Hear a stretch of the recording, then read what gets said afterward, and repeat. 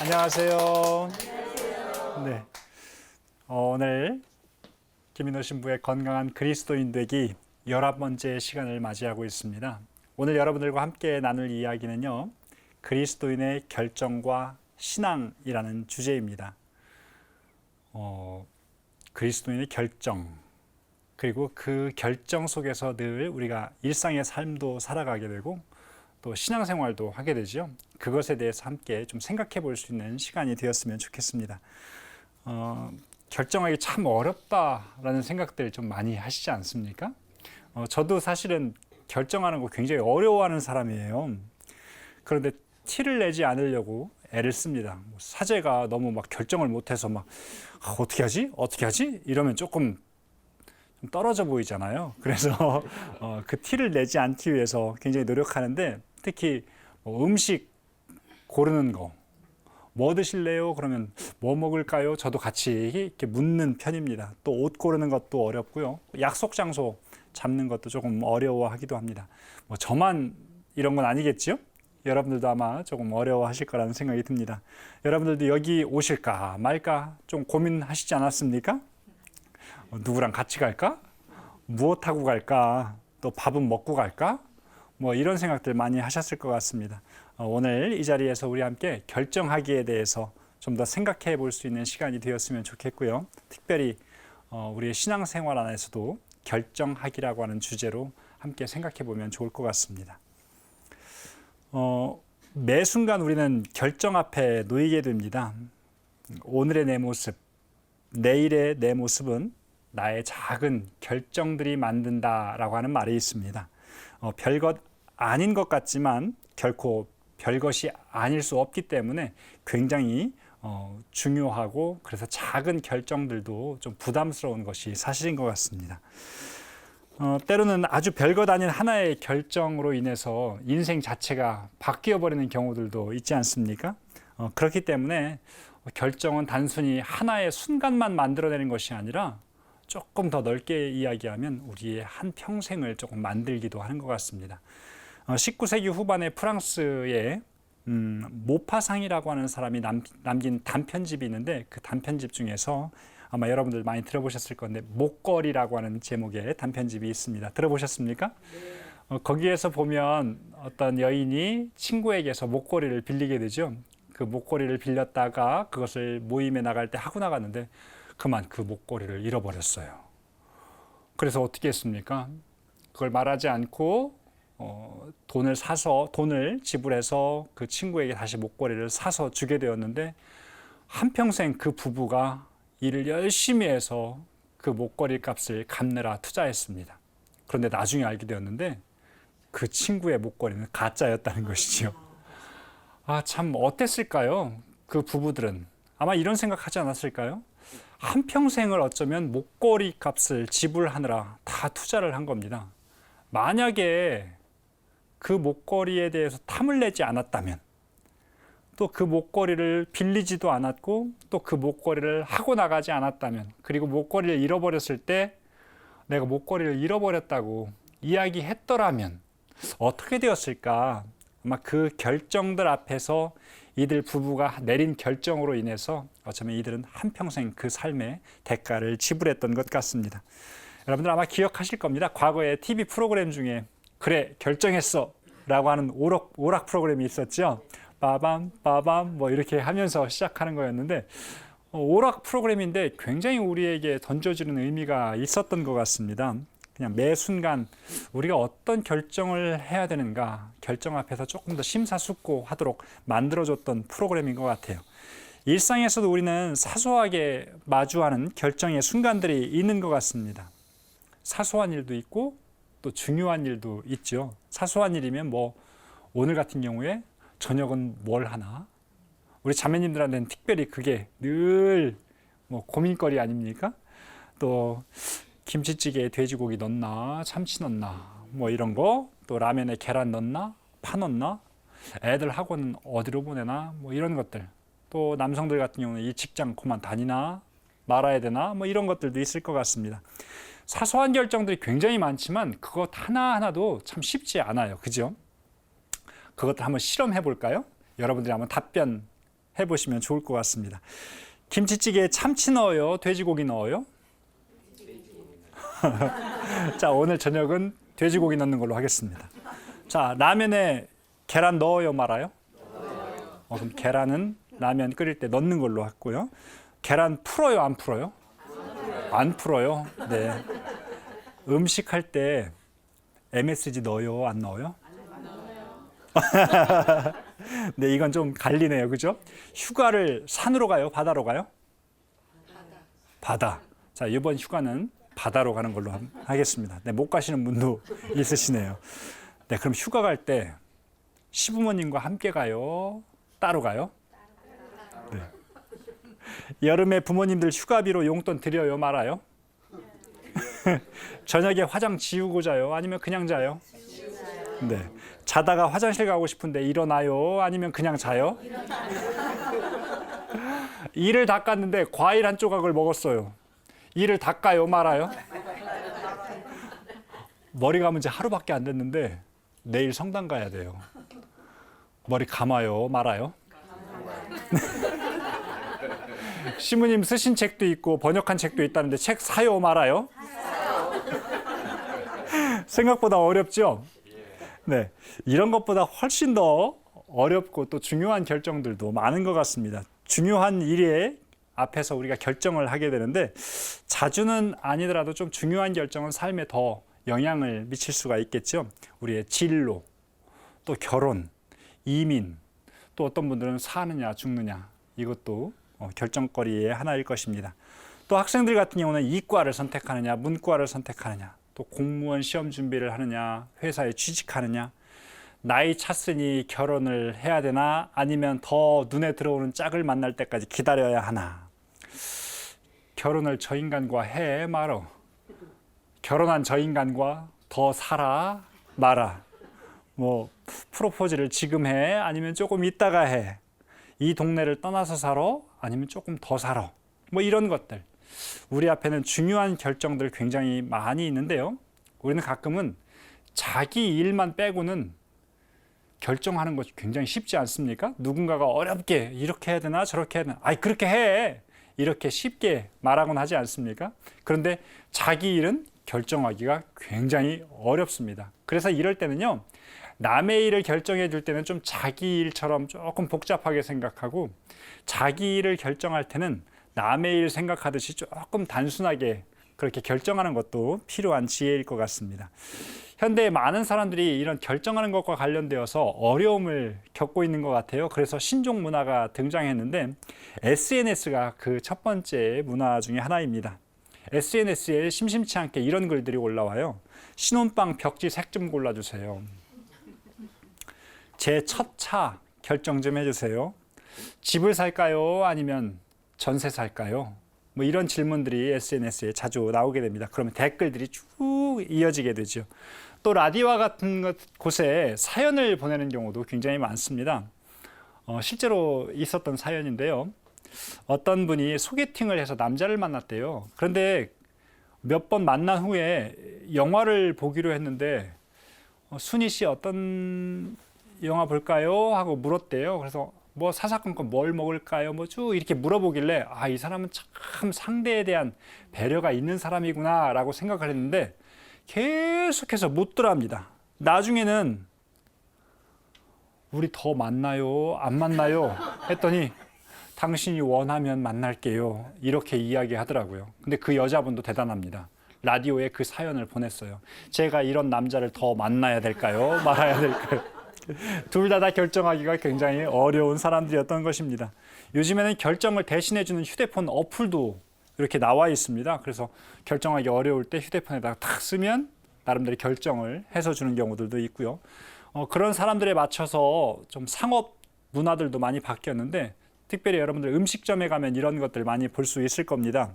된장찌개와 김치찌개를 섞어버렸어요. 이걸 이름하여 된치찌개라고 이야기합니다. 또 여러분 많이 들어보셨을 겁니다. 짜장면하고 짬뽕하고 섞어서 뭐라고 하죠? 짬짜면.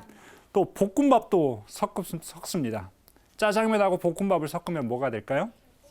복짬짜장면 뭐 이렇게 부르기도 합니다. 복짬짜면 뭐 이렇게 부르기도 하고요.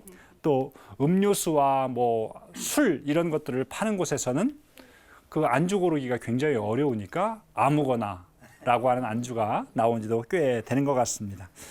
여러분들 최근에 조금 특별하게 기억에 남는 결정들이 있습니까? 저는 최근 결정 중에서 기억에 남는 건 이 방송에 출연하기로 한 거예요. 사실 저는 뭐 능력도 없지만 조금 이렇게 누군가의 평가를 받는 것이 조금은 부담스러웠습니다. 그래서 좀 많이 망설였어요. 그런데 이것도 못해 하면 안 될 것 같아서 그냥 하기로 결정을 했습니다. 이것이 제가 최근에 내린 결정인데 어떻게 잘한 것 같아요? 네. 또 살아오면서 자기 나름대로 좀 신의 한 수가 된 결정도 있었을 것 같아요. 야, 이 결정하기를 너무 잘했어. 그런 결정이 뭡니까? 배우자하고 살기로 한 거? 자녀를 낳은 거? 뭐 이곳에 살기로 한 거? 또 이 강의에 오기로 한 거? 뭐 이런 것들도 신의 한 수가 될 수 있겠죠. 저는 신의 한 수가 된 결정이 뭐였냐면요. 로마에서 유학할 때 너무 힘들었는데 제가 그때는 전화를 걸려면 전화 카드가 있어야 돼요. 전화 카드가 있는데 제가 서품식 즈음에서는 전화 카드를 사지 않았습니다. 왜냐하면 그때쯤 돼서 주교님한테 전화해서 주교님 저 들어가고 싶어요 할까 봐. 인사철에 들어가면 표시도 나지 않지 않습니까? 그래서 그때는 제가 의도적으로 전화 카드를 사지 않았는데 그 결정을 너무 잘한 것 같아요. 그때 그 결정을 해서 지금 이 자리에 있게 된 것입니다. 살면서 가장 힘들었던 결정의 순간들도 있었을 것 같아요. 저는 가장 힘들었던 결정의 순간은 아마 신학교 들어갈 때, 요때가 가장 힘들었던 순간인 것 같습니다. 뭐 하루에 바뀐 것이 한 14번, 15번 이렇게 제가 하루에 숫자를 세봤습니다. 갈까 말까. 버스 타면서는 그래 가자. 또 버스에서 이렇게 가만히 생각하면서 가지 말자. 내리면서는 가자. 굉장히 많이 바뀌어서 너무 피곤했던 기억이 납니다. 또 후회가 남는 결정들도 있었을 것 같아요. 여러분들도 후회되는 결정이 있죠? 저에게 후회되는 결정이 있는데요. 좀 가슴 아픈 기억입니다. 제가 사제 생활을 시작하고 얼마 되지 않아서 저에게 어떤 분이 찾아왔는데요. 그의 친구가 에이즈에 걸려서 그분은 신자분이 아니었는데 좀 도와주고 싶은데 자기가 찾아갈 사람이 가톨릭 신부밖에 없어서 이렇게 가까이에서 좀 찾아오게 되었노라고 저한테 말을 했는데 제가 그 사람에게 연락을 드리겠다고 했는데 연락을 드리지 못했습니다.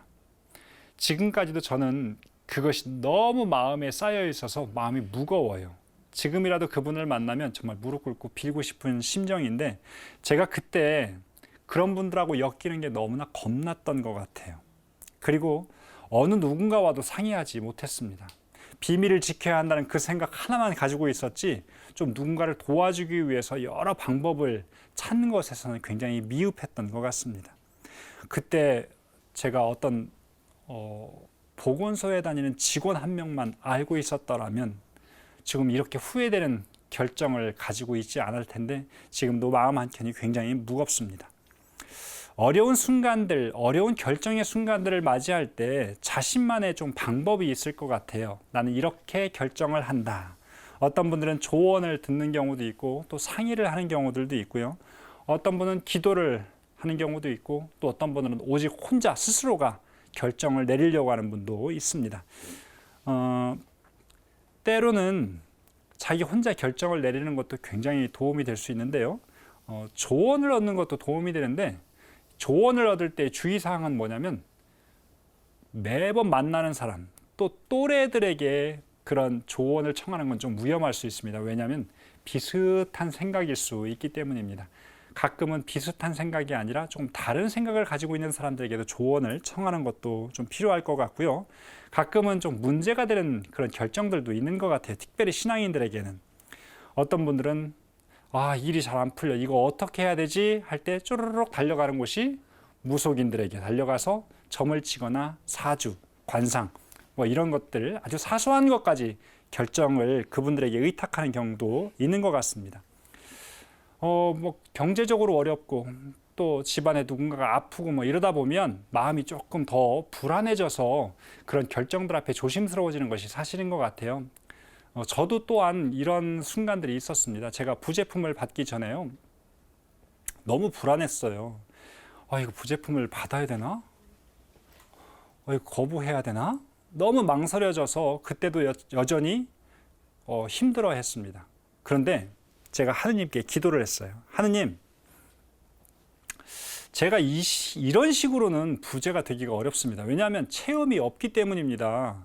제가 체험을 하지 않으면 이제 사제로서의 삶을 살 수가 없을 것 같으니까 저한테 꼭 필요한 체험을 시켜주십시오 하고 하느님한테 말씀을 드린 다음에 제가 조건을 달았습니다. 하느님, 제가 오늘부터 성취조배를 매일 갈 테니까요. 그것도 남들하고 함께 있을 때 말고 저 혼자만 갈 테니까 감실문 한 번만 열었다 닫아 주십시오. 제가 이게 하느님께 청원을 드린 기도였습니다. 이게 지금으로 봤을 때는 이게 기도인지 뭔지는 모르겠는데, 그리고는 실제로 그날부터 시작해서 잠자기 전에 30분 정도씩을 늘 조배를 하러 갔습니다. 근데 그러던 어느 날이었습니다.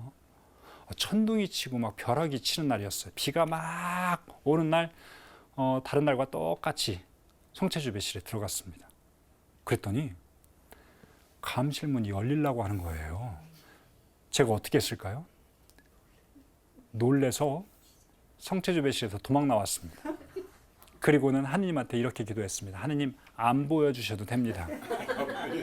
제가 조배를 매일 하다 보니까요, 하느님의 사랑을 묵상하다가 저 사랑을 내가 온전히 다 깨달으면 큰일 나겠다는 생각이 들었던 겁니다.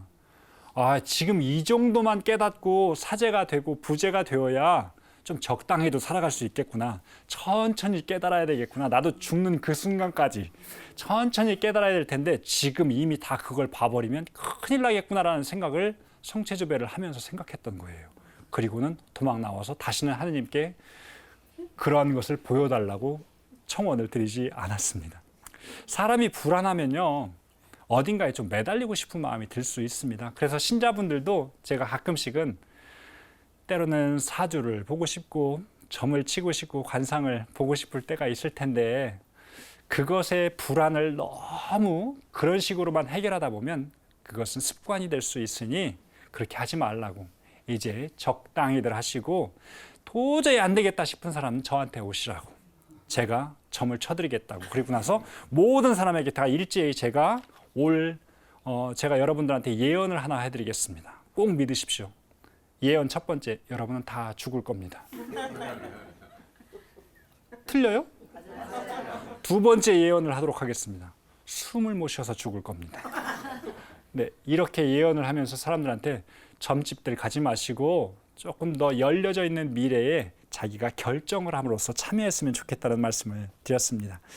여러분들마다도 아마 독특한 결정의 방법들이 있을 겁니다. 어떤 분은 침을 튀기기도 하고, 어떤 분은 옛날에 그 나뭇잎들 떼내면서 하기도 했었죠. 그런 분들도 계실 거고, 그런 결정의 방법들도 한 번쯤은 생각해 보실 수 있는 시간 되었으면 좋겠습니다. 오늘날 많은 분들이 결정하는 것에서 어려움을 느끼는데, 이런 걸 심리적인 용어로 표현을 하면 결정장애라고 이야기합니다. 결정장애는 모든 이들에게 다 그냥 사용되는 것이 아니라 선택을 해야 되는 상황에서 결정을 내리지 못하는 어려움을 느끼는 것인데요. 이것이 일상생활에 영향을 주는 정도가 커질 때 이것을 결정장애라고 합니다. 그것이 일상생활에 영향을 미치는 것이 바로 결정장애인데요. 그냥 크게 영향을 미치지 않으면 장애라고 하는 단어를 붙일 필요는 없는 것 같습니다. 오늘날 조사를 해봤어요. 그랬더니 실제로 자기가 좀 결정장애가 있는 것 같다라고 이야기한 사람이 성인들에게서는 한 71% 정도 결정장애를 느낀다고 이야기를 했는데, 여성이 남성들보다 훨씬 더 높습니다. 결정이 어려운 상황은 언제냐라고 물어봤더니요, 결과를 예상하기 어려울 때, 그리고 잘 모르는 것을 선택해야 될 때 결정하기가 어렵다고 합니다. 또 밑에 부분에 보면 선택의 폭이 너무 넓어서 결정하기가 어렵다는 이야기도 했습니다. 성별로 아까 보았듯이 여성들이 남성보다 조금 높지 않습니까? 그런데 어려운 상황에 있어서도 선택 결과를 예상하기 어려운 경우가 여성들에게서 훨씬 더 많았고요. 남성들은 잘 모르는 것에 대해서 선택해야 될 경우에 이때 남성들이 더 어려움을 느낀다고 합니다. 그러다 보니까 많은 부모님들이 내가 생각하고 어떤 결정을 내려서 자녀들을 키우고 어떤 방향성으로 가는 것이 아니라 다른 사람들의 결정에 그냥 이렇게 몸을 담는 경우들이 굉장히 많은 것 같습니다. 그래서 다른 사람들이 학원 보내면 나도 학원 보내고, 또 저기가 좋다고 하면 저기로 보내고, 그렇게 남들의 결정에 자기도 그냥 무임승차를 하는 경우들이 점점 많아지는 것 같습니다. 결정장애 현상이 나타나는 원인을 한번 파악을 해봤더니요, 손해를 싫어하는 개인의 욕심 때문이다 라고 하는 경우 답변이 많았고요. 또 책임을 두려워하는 심리, 이것이 두 번째로 많았습니다. 남들의 시선 같은 경우에도 조금 결정의 어려움으로 작용했고요. 실패에 대한 두려움, 이런 것들도 원인으로 작용하고 있었습니다. 저의 경우에는 결정의 어려움을 느낄 때가 언제냐면 좀 주변에 대한 평가에 대한 두려움, 이런 것이 좀 크게 작용했던 것 같아요. 하다못해 옷을 입는 것도 그렇고요, 머리를 하는 것도 그런데, 제가 방송에 나와서 머리를 조금 다 이렇게 메이크업 분장사님께서 다 해주신 대로 그대로 있었더니 다들 방송을 듣고 내용을 얘기하는 것이 아니라 다 머리 모양 갖고 이야기를 하는 거예요. 그래서 이번에는 제가 결단을 내려서 머리를 이렇게 한번 그냥 평상시에 머리 스타일로 한번 내려봤습니다. 괜찮았어요? 네. 남들이 평가하는 거 조금 부담스럽기도 합니다. 제가 외국에 갔다 와서 기차를 타고 서울에 이제 왔다가 내려가는 기차였는데, 거기에서 아주 오랜만에 만난 신자를 이렇게 보게 되었습니다. 그분이 너무 반가워서 저에게 음료라도 한 잔 대접하고 싶다고, 뭐 먹고 싶냐고 저한테 물어보는 거예요. 그래서 제가 외국에 있을 때 제가 제일 먹고 싶었던 것 중에 하나가 뭐냐면 바나나 우유였습니다. 그래서 저도 모르게 그냥 바나나 우유요? 하고 답변을 했더니 그분이 저에게 실망했대요. 신부님이면 다른 것을 드실 줄 알았는데 바나나 우유라고 해서 애도 아니고 조금 실망스러웠다고. 제가 아마도 외국 갔다 왔으니까 뭐 에스프레소? 뭐 아메리카노? 뭐 이렇게 이야기할 줄 알았나 봅니다. 아, 참 이게 바나나 우유도 못 먹나? 이런 생각이 좀 들었습니다. 근데 사제생활 하다 보면 좀 주변의 이목들을 많이 생각할 때가 있는 것 같아요. 제가 이렇게 하면 저쪽 신자들은 또 뭐라고 하고, 또 이렇게 하면 또 이쪽 신자들 뭐라고 하면서 좀 어떤 결정을 내리는 데 있어서 조금은 어려운 부분이 있는데, 그래서 이것저것 다 싫어 하다 보니까 좀 독단적인 그런 성향도 좀 생겨나는 것 같습니다. 많은 사람들이 적절한 순간에 결정을 내리지 못해서 그것으로 인해서 손해를 본 경험도 굉장히 많다고 그래요. 한 80% 가까이가 결정을 제때에 제대로 내리지 못해서 손해를 봤다. 그럴 정도로 많은 사람들이 그것과 관련되어서 어려움을 느끼고 있고요.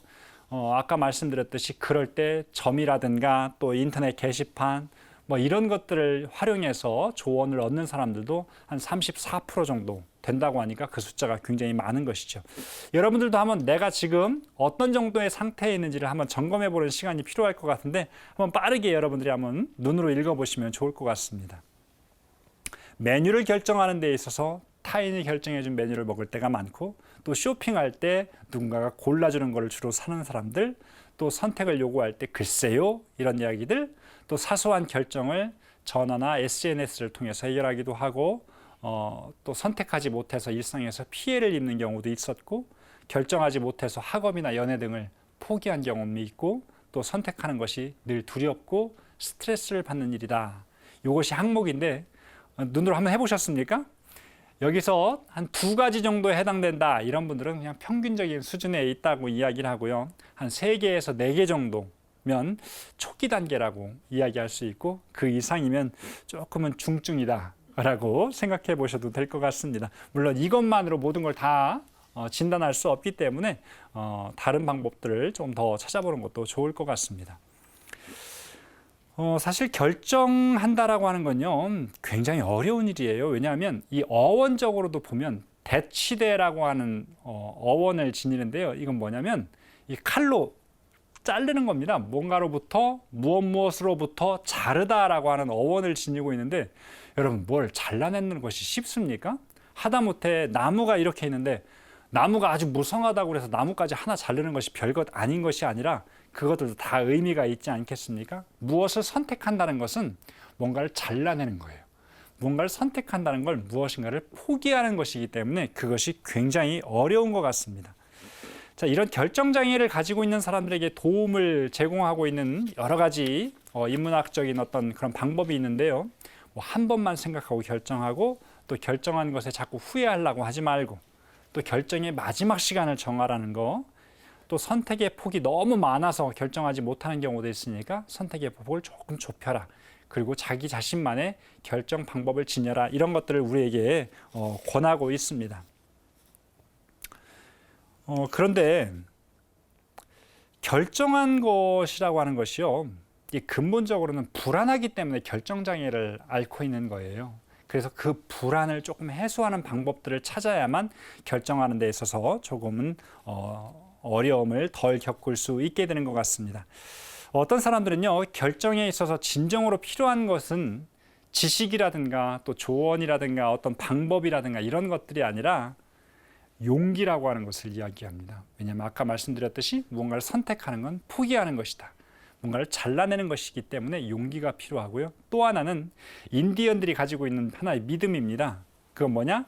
좋은 결정은 반드시 선으로 이끌 것이다 라고 하는 하나의 믿음인데, 여러분들이 어떤 결정을 좋은 의도로 또 좋은 방법으로 택했으면 그것은 반드시 선으로 이끌어질 것이라는 믿음이 필요할 것 같습니다. 물론 경우에 따라서는 꼭 그렇게 이루어지지 않는 경우들도 있어요. 하지만 인디언들이 가지고 있는 마음은 그것이 이루어질 때까지 끝까지 그것을 추구하는 것이니까 여러분들 결정할 때 용기와 믿음을 지녔으면 좋겠습니다. 결정하는 거 다들 어려운데요. 어떤 사람은요, 결정하는 것이 쉬운 사람이 있어요. 이것을 우리가 부러워할 것이 아니라 심리적으로 문제가 있는 사람들, 유아기에 있는 사람들은 결정하는 것이 굉장히 쉽습니다. 왜냐하면 그들은 내가 먹고 싶은 거, 내가 하고 싶은 거 딱딱 결정하면 되거든요. 나 중심적으로 모든 것을 결정하면 되는데, 여러분들이 지금 결정하는 것이 어려운 이유는 무엇입니까? 여러분들만 사는 것이 아니기 때문에, 내 입만 생각할 것이 아니기 때문에 결정하는 것이 굉장히 어렵지 않겠습니까? 김치찌개를 끓일 때 나 같으면 그냥 김치찌개만 끓일 텐데, 우리 아이가 참치를 좋아하지? 근데 우리 남편은 또 돼지고기를 좋아하네? 이러다 보니까 결정하기가 굉장히 어려워지는 것처럼, 결정을 잘한다고 그래서 그것이 성숙을 의미하는 것은 아니다 라고 하는 것을 좀 생각해 볼 필요가 있습니다. 때로는 누군가 때문에, 누군가가 자꾸 내 삶 안으로 들어와서 결정하기가 어렵다고 한다면, 이런 어려움은 우리가 어쩌면 평생 동안 지니고 갈 필요가 있는 거겠죠. 뭐 돈을 펑펑 쓰는데 하나도 불편함이 없을 수도 있지만, 누군가 가난한 사람을 생각하면 그것이 불편해질 수도 있어야 될 것 같습니다. 그래서 결정이라고 하는 건요, 갈등을 전제하는 것입니다. 우리 안에 어떤 갈등이 생겨나야 돼요. 생각이 많아져야 합니다. 그리고 내가 무언가를 결정할 때 걸리는 것이 점점 많아진다는 것을 의미하게 됩니다. 그냥 나만 생각하면 내리면 되었던 어떤 결정을 이제는 많은 사람들, 많은 상황들을 생각해야 되다 보니까 그런 것들이 어려워질 수도 있다는 것. 우리 신앙인들에게는 또 결정을 내릴 때 한 가지가 더 붙게 되지요. 하느님, 또 신앙, 이것이 우리가 어떤 결정을 내리는 데 있어서 조금은 어려움일 수 있는 것 같습니다. 신앙생활은 우리가 그 시작부터 결정입니다. 그죠?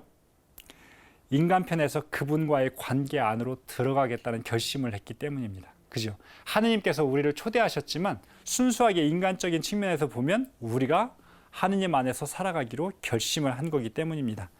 신앙의 선배들은요, 우리에게 신앙 안에서 결정이라는 것이 어렵다는 것을 너무나 잘 알고 있었습니다. 그래서 우리에게 식별이라고 하는 전문 용어를 사용하면서 우리가 앞으로 계속해서 식별을 잘 할 수 있는 사람이 되어야 한다는 이야기를 우리에게 들려줬습니다. 그래서 신앙생활은 식별과 선택이다 라고까지 이야기할 수 있는 것 같습니다. 우리가 왜 결정하는 것이 어려울까요? 성경에 의하면요, 우리가 결정하는 것이 어려운 이유는 자유의지 때문입니다. 하느님께서 우리에게 어떤 결정을 할 수 있도록 자유의지를 주셨기 때문에 우리는 그 결정 앞에서 어려움을 겪을 수밖에 없게 된다는 것이죠. 그리고 그 자유의지를 잘 사용해서 결정을 내리는 것이 얼마나 은총이고 축복의 삶인지를 또 성경은 이야기하고 있습니다. 예를 들어 보면 선악과 앞에서 아담과 하와가 어떤 결정을 내리게 되었습니까? 카인이 질투의 마음을 가지고 있었을 때 어떤 행동을 하게 되었습니까? 또 아브라함에게 떠나라고 했을 때, 이삭을 바치라고 했을 때 어떤 결정을 내리게 됩니까? 이집트에서 노예로 살 때, 모세가 나가자고 했을 때 노예로 살 것인가 아니면 떠날 것인가, 그 선택 앞에 놓이게 되었고요. 하느님의 백성으로 살 것인가 아니면 내 눈앞에 보이는 거대한 권력과 힘 앞에 살 것인가, 십계명을 따를 것인가 말 것인가.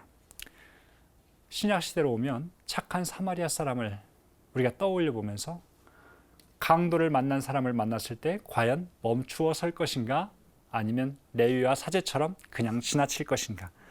모든 것을 버리고 나를 따르는 말씀 앞에서 부자 청년이 했던 행동처럼 나는 어떤 행동을 결정할 것인가. 돌아온 탕자처럼, 돌아가기를 결심한 탕자처럼 우리도 하느님께 돌아가기를 결심할 수 있는가. 자케오처럼 그대로 살 것인가 아니면 다른 삶을 살 것인가. 치유된 환자처럼 마을로 돌아갈 것인가 아닐 것인가. 좁은 문으로 들어갈 것인가 아닐 것인가. 우리는 끊임없는 결정의 순간들 앞에 놓이게 됩니다. 예수님도 이 결정 앞에 놓여서 굉장히 근심하셨던 모습이 있습니다. 이 잔을 마실 것인가 아니면 거둘 것인가. 두 번째는 신앙인이기 때문에 또 우리가 느끼는 어려움도 있는 것 같습니다. 어떤 익명의 교부가 이런 글을 썼대요. 그리스도 신앙인은 이 세상에 다른 사람들과 구별되는 어떤 특수한 언어라든가 복장을 지니고 있는 사람, 그리고 특수한 지역에 거주하는 사람이라든가 특수한 습관을 지니고 있지 않습니다. 그들은 그들이 태어난 지역의 문화권에 흩어져서 그 지역의 사람들과 더불어 살지만 그들의 삶을 움직이는 원리는 다릅니다. 그것은 바로 예수님이 보여주신 섬김과 사랑의 법입니다. 그것이 결정의 원리가 되어야 한다는 것입니다.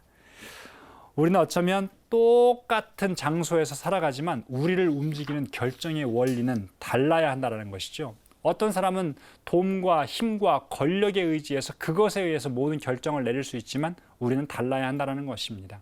이냐시오 성인 같은 경우에는요, 우리가 어떤 결정 앞에서 늘 악한 영과 선한 영의 지배를 받게 되는데 그것 앞에서 어떤 결정을 내려야 되는지를 우리에게 계속해서 이야기해주고 있습니다. 영들이 우리 인간의 의지에 계속해서 개입한대요. 우리의 행동에 개입할 수는 없으니까 의지에 개입해서 우리를 선으로도 가게 하고 악으로도 빠져들게 하는데, 우리가 그래서 이것이 악한 영에 의한 것인지 선한 영에 의한 것인지를 구별할 줄 알아야 된다고 우리에게 소개하면서 그것에 승리하는 법을 소개하고 있는 것입니다. 신앙생활을 하다 보면 결정이 늘 선을 선택하고 하느님의 것을 선택하게 됩니까? 그렇지 않을 때가 훨씬 많지 않습니까? 순교자처럼 목숨을 내놓고 복음을 선택하는 것이 세상 어떤 것보다도 귀하다고 여겨지면서 그렇게 살아갈 때가 있습니까? 그렇지 않을 때가 훨씬 많은 것 같습니다. 신앙인은 결정을 잘 하는 사람이 참 되면 좋겠지만요, 신앙인은 결정을 잘 내리는 사람이 아니라 갈등하는 사람이라는 것. 누구 때문에? 하느님 때문에, 또 타인 때문에 그렇게 혼란을 느끼는 사람입니다. 우리가 신앙인이기 때문에 마주하게 되는 어떤 결정의 순간들, 좀 다른 사람들과 특별하게 느끼는 순간들 있지 않습니까? 사람들은 우리에게 왜 그런 거 가지고 고민해? 이렇게 이야기할 수도 있지만 우리는 충분히 고민하고 그 결정 앞에 망설일 수 있습니다. 미사 갈 건가 말 건가? 이것도 우리에게 끊임없이 유혹이 되죠. 아이를 주일학교 보낼 것인가 말 것인가? 헌금을 낼 건가 말 건가? 조금만 낼 건가 조금 더 낼 건가? 교무금을 올릴 것인가 말 것인가? 그냥 조용히 다닐 것인가? 이런 생각들 많이 들고, 또 공동체에 참여할 것인가 말 것인가? 이것도 늘 생각하면서 봉사하러 갈 건가 말 건가도 결정의 순간 앞에 놓이게 됩니다. 이러다 보니까 사실 조금 피곤하지 않습니까? 신앙인이기 때문에 이런 고민을 한다는 것 자체가 너무나 피곤하게 느껴져서 가끔씩은 내 삶에서 하느님 좀 없었으면 좋겠다는 생각이 들 때가 있습니다. 제가 좋아하는 노래가 있는데요, 그 노래가 당신을 몰랐더라면이라는 노래입니다. 당신을 몰랐더라면 더욱 편했을지도 모르는 그런 세상이지만. 들어보셨습니까? 어떤 신부님이 쓰신 글인데, 노래인데요. 참 마음에 듭니다. 제가 하느님 몰랐다라면 어떻게 살았을까요? 무시하지 마십시오. 저도 장가 갔을 겁니다. 저도 직장 생활 했을 겁니다. 하느님 계시지 않았다라면 이렇게 쓸데없는 거 갖고 고민하거나 누군가를 그냥 스치고 지나간 것 때문에 속상하고 누군가에게 이런 말한 것 때문에 속상하지 않을 것 같아요. 그래서 가끔은 하느님 저기 좀 구석에 좀 숨어 계시다가 제가 나오라고 할 때만 좀 나오셨으면 좋겠습니다 라고 생각할 때도 있는 것 같습니다. 우리들 결정 앞에서 하느님 없으면 편해지는데 하느님과 함께 살아가면서 계속 불편함을 느끼는데 어느 순간까지는 불편하지만 조금 불편함을 안 느낄 수 있도록 하는 방법도 찾아야 될 것 같습니다. 그런 결정을 돕는 조언이 있는데요. 첫 번째, 너무 많은 것을 선택의 대상으로 두지 말라는 것입니다. 우리는 어쩌면 선택할 것이 없어서 고민하는 것이 아니라 선택의 범위가 너무 커요. 그리고 고민할 것이 너무나 많습니다. 그러니까 별것 아닌 것들은 고민할 거리로 두지 말아야 된다는 것입니다. 미사 갈 건가 말 건가 이런 건 고민하지도 할 필요도 없다라는 것이죠. 자, 강의 때 올 건가 말 건가 이런 건 고민할 겁니까? 다만 몇 시에 갈 건가, 무엇 타고 갈 건가 이런 것들은 조금 고민해도 괜찮을 것 같아요. 성당에 몇 시 미사에 갈 건가 이런 것들은 고민할 수 있겠지만 미사 갈 건가 말 건가, 성사 볼 건가 말 건가, 성체 모실 건가 안 모실 건가, 성가 따라 할 건가 이런 거 고민을 안 하셔도 된다라는 겁니다. 그런데 여러분들 경험해 보셨겠지만 처음에 성당에 가는 거 얼마나 큰 결정입니까? 그 시간 집에서 쉴 수도 있는 시간이고요. 가족들과 놀러도 갈 수 있는 시간입니다. 그럴 때만 꼭 평상시에 연락 오지 않던 친구들이 꼭 연락 오지 않습니까? 제가 어렸을 때부터 늘 이 고민에 빠졌습니다. 그 아침에 아이들이 즐겨보는 프로그램을 꼭 주일날 아침에 해요. 저는 주일학교에 가야 되는데 눈은 계속해서 TV에서 떨어져 나가지를 않는 겁니다. 저는 그래서 어렸을 때는 하느님이 너무 원망스러웠습니다. 미사도 너무 원망스러웠어요. 저 만화 영화만 조금 살짝 피해서 미사를 했더라면 너무 좋을 텐데, 그런데 나중에 알고 보니까요, 그 만화 영화 다음에 더 재미있는 거 하더라고요. 우리 앞에는 끊임없는 유혹이 있다라는 것입니다. 좋은 것들은 그냥 몸에 있게 만들었으면 좋겠습니다. 성당 가는 거 몸에 있게 만들고, 미사 시간이 되면 노래 부르는 거, 기도문 따라하는 거, 이런 것들이 그냥 몸에 익어서 살아갈 필요가 있어요. 하느님은 우리를 너무나 사랑하셔서요, 중요한 것들을 꼭 의식적으로 생각하지 않도록 그냥 몸에 다 붙여주셨어요. 그냥 몸에다가 우리의 삶의 결정들을 대부분을 그냥 하고 살아가는 것도 중요할 것 같습니다. 밥 먹을까 말까 막 이런 거 고민 잘 안 하지 않습니까? 이런 것처럼 잠 잘까 말까, 뭘 먹을까 이런 것들 고민하다 보면 너무나 피곤해지니까 이런 고민들은 그냥 빼버려도 좋을 것 같습니다. 늘 어떤 것을 처음부터 시작해서 고민하지 말고 어떤 것까지는 자동적으로 고민이 그냥 결정이 서 있게, 그리고는 때론 결정이 필요한 부분들을 어떤 단계에서부터 조금 고민하는 것도 도움이 될 것 같습니다. 여러분들 결정이 필요 없는 것들은 무엇이 있겠습니까? 한번 생각해 보시고 나에게 결정이 조금 필요한 것들은 무엇일까? 그 결정을 대신 열심히 하시고 잘 하는 것이 필요하겠죠. 모든 결정을 대충 하지 말고 하지 않아도 되는 건 포기하고 해야 될 결정들은 제대로 하는 것이 필요할 것 같습니다. 두 번째로는요, 좀 나 중심적인 결정들을 벗어날 필요도 있는 것 같습니다. 우리들 결정을 할 때에 대부분이 좀 나 중심적인 결정들을 할 때가 많지 않습니까? 많은 경우에는 결국 지 잘 되라고 결정 내리는 경우들이 굉장히 많은데요. 이 결정은 아까 말씀드렸듯이 하느님께로 나아가는 데 있어서 굉장히 중요한 도구가 될 수 있는데 그냥 아주 별것 아닌 것으로 그냥 늘 만들어 버리는 경우, 하느님께 나아가는 도구가 아니라 그냥 인간 삶을 그럭저럭 살아가게 하는 별것 아닌 도구로도 만들 수 있게 된다는 것입니다. 제가 잘하는 방법인데요.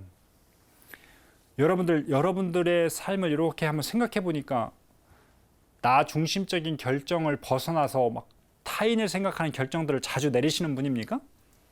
솔직하게? 저는 저 자신을 인정했어요. 제가 내리는 많은 것들은 조금 이기적이고 조금 즉시 만족을 추구하는 것이고 이런 결정들이 많다라는 것을 느꼈습니다. 그래서 내가 어떤 결정을 내리면 그걸 의도적으로 좀 거슬러 보자. 내가 내리는 결정을 조금 거슬러 보자라는 생각을 했습니다. 그래서 저는 늘 그 결정 앞에 서서 기도하기 싫지 하고 저 자신에게 물어봐요. 그러면 제가 이 속에 있는 아이가요. 하고 막 좋아서 막 답을 합니다. 기도하기 싫어. 그럼 제가 하자. 이렇게 그 아이의 원도 조금 읽어주고 그것을 꼭 들어주지는 않습니다. 우리들 삶 안에 아이가 있다고 하잖아요. 그 아이가 우리 안에서 때로는 들어주지 않으면 삐쳐 있어요. 골라 있습니다. 그런데 때로는 그 아이가 무슨 이야기를 하고 싶은지를 들어주는 것은 필요한 것 같아요. 근데 꼭 그것을 따라줄 필요는 없습니다. 그걸 거스르는 것도 필요하다. 그래서 여러분들이 뭐 하기 싫지? 그럼 하지 말자. 이렇게 하자라고 조금 거슬러 보는 것도 필요할 것 같습니다. 또 세 번째로는요. 우리가 하는 모든 결정 안에 조금씩 이웃이 들어갔으면 좋겠습니다. 그리고 하느님이 들어갔으면 좋겠습니다. 아까 이냐시오 성인 이야기를 했었는데 이 이냐시오 성인은 예수회를 창설하면서요. 모든 영광을 하느님께 이것으로 자신들의 그 수도회의 하나의 삶의 모토를 정했습니다. 우리도 살아가면서 이건 우리에게도 적용되는 것 같아요. 여러분들의 결정에 이 타인들이 이미 들어와 있지 않습니까? 우리 가정의 구성원들이 들어왔다고 한다면 이제 조금 다른 사람들이 그런 결정 과정에 조금씩 들어올 수 있도록 하고 그 모든 것들을 내 영광과 우리 가정의 평화만이 아니라 하느님의 영광을 위해서도 조금 선택하는 것들이 가끔 한 번씩은 조금 생겨났으면 좋겠다는 생각이 듭니다. 사제가 늘 자기의 영광을 위해서만 살아간다고 한다면 여러분들 그 모습이 좋아 보이시겠습니까? 근데 사제에게는 그런 모습을 원하지 않으면서 우리는 늘 자기 자신의 영광을 추구하면서 살아가기가 쉬운 것 같아요. 이제 그 몫은 사제만이 아니라 또 예수의 수도자들만이 아니라 여러분들 모두에게도 해당되는 것이라는 걸 기억할 필요가 있겠습니다. 자, 결정한다는 것. 정리해보면 결정을 할 수 있다는 건 내가 살아있다는 표지입니다. 그죠? 죽어있는 사람은 더 이상 결정할 필요도 없고 고민할 필요도 없습니다. 내가 살아있다는 표지이고 내가 내 인생의 주인공이라는 표지입니다. 하느님께서는 여러분들에게 자유의지를 주셨고 여러분들이 주인으로 살기를 바라신다는 것입니다. 또 한편에선 이 결정을 잘한다는 건요. 인간이 지니고 있는 고귀한 그 인간의 품위, 인간의 존엄성을 회복하는 겁니다. 그래서 그 결정을 잘함으로써 그 품위를 성장시키는 것이 필요하다는 것.